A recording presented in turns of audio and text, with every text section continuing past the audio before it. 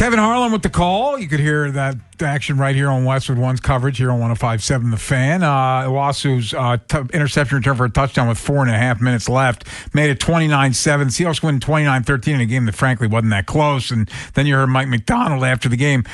2 years after leaving here as defensive coordinator, Mike McDonald is on the mountaintop as Super Bowl champion. And we've talked about this a lot before, Jason. There wasn't a world where the Ravens were going to move on from Harbaugh after the 1 seed, but man, kind of feels like the one that got away there.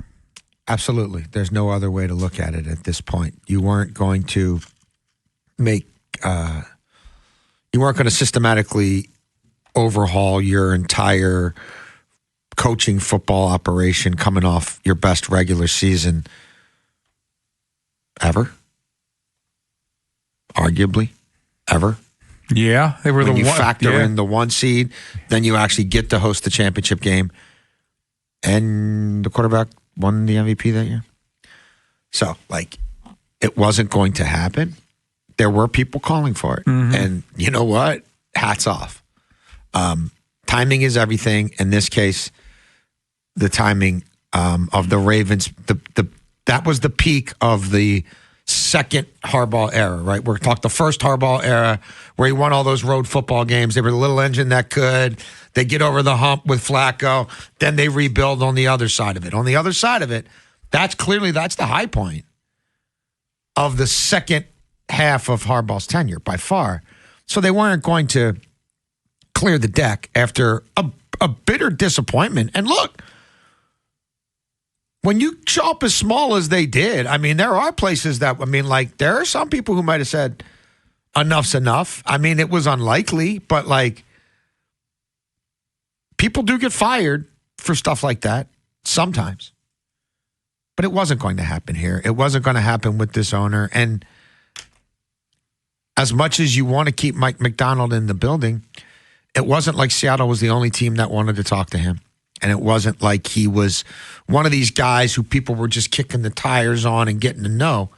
He was sought after. He was an it guy. Yeah. It was going to be up to him.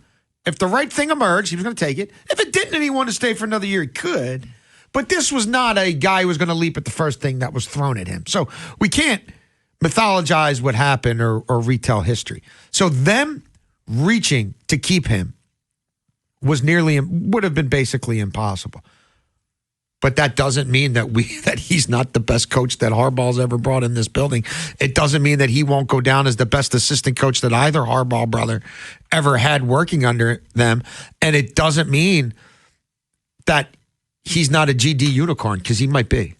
He very well could be. And look, even the biggest Mike McDonald fans, the fans that were screaming out for him to replace Harbaugh following the AFC Championship, I don't think anyone saw this happening. In his second year, he's the third youngest head coach to win the Super Bowl. Yeah. It's just Sean McVay and Mike Tomlin. Those are the only two other coaches younger than Mike McDonald.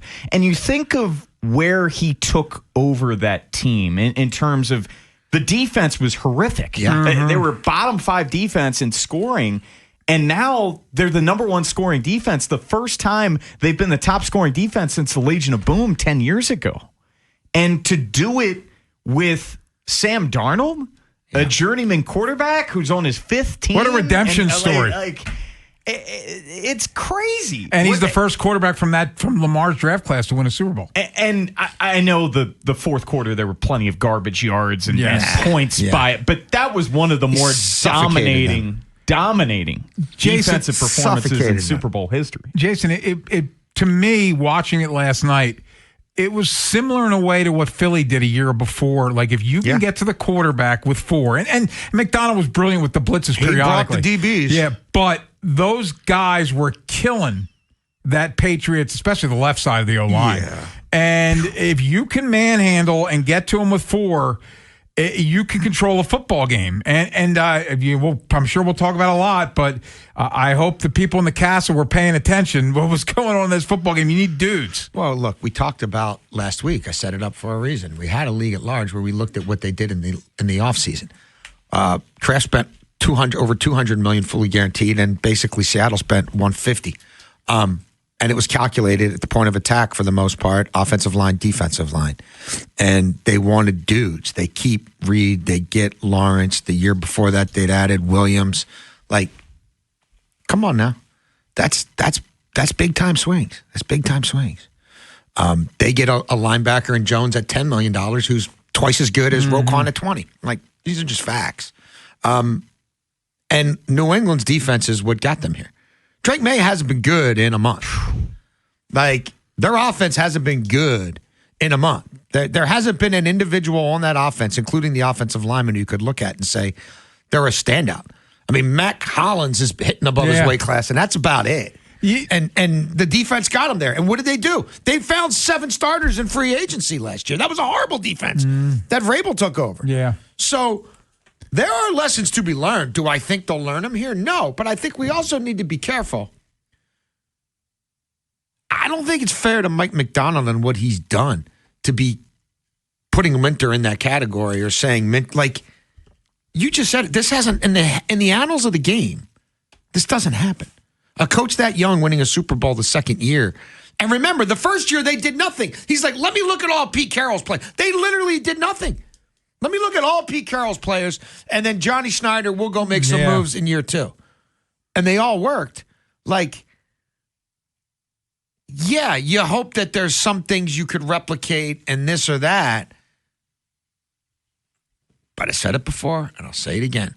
The first thing Mike McDonald did is go get himself a head coach and go get himself a head coach who's on my side of the ball, which should already be my strength, and Leslie Frazier. He didn't go out and hire his daddy and a bunch of 29-year-olds. So I just think we like to get ahead of things here.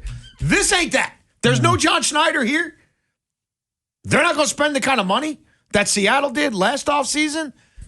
And the composition of that staff compared to this, it's already drastically different. But it just might be that Mike McDonald will go down in a 10-year cycle as the best hire that any team made. Yeah. Like that might happen. And I know we haven't had a coaching search around here in 20 plus or whatever, almost 20 years. Yeah. But just Google coaches hired and just pick a random year. Just put coaches hired in 2015. Coaches hired in 1999. Coaches hired in 2009. Look at the names and try not to cry yourself to sleep. Well, Jason, and most of those guys were the hottest dudes on the planet. Yes. They were the it guys. They were the best of the best, allegedly. I've been giving out that stat a lot, where there were 10 job openings in this cycle. Last time that happened was 2022, 4 years ago, and 2 of those coaches remain. 2 of the 10 remain. It just tells you it is far from an exact science in hiring this guy. What they did in 2008, hiring John Harbaugh and having him for 18, like that does not happen. We're going to go into a deep dive in this potential Minter-McDonald comp in just a few minutes, but I do want to go back to Drake May before we step out, because the fact that the teams they played heading through the playoffs, their quarterbacks, like Herbert had no offensive line. C.J. Stroud was atrocious, double agent, 4 first-half picks, and then they face a backup in the AFC title game. It almost overshadowed the fact that he had been bad throughout this entire postseason, and then, not that Darnold was great last night, but he didn't make mistakes. So, yeah, I mean, look, Darnold started the game 6 of 17 and had probably 4 turnover-worthy throws. Yes. So, I mean, yeah, look, Mike McDonald built one of the most dominant units in the NFL. And that was their superpower. And that, coupled with really good special teams and an offense that could hit explosive plays, was enough. In this game, they hit no explosive plays. They didn't have a passing play over 26 yards in the game. Smith and Jigba was basically out for half the game, and they still won going away. Well, I would say you're right. Darnold at the beginning, man, he was trying to force the ball into some tight windows. But they played the game at that point. They realized, hey, if we don't turn the ball over, if we don't isn't it refreshing to take field goals? We don't need to go for it on 4th down. You go up by 2 possessions. They weren't winning that football game.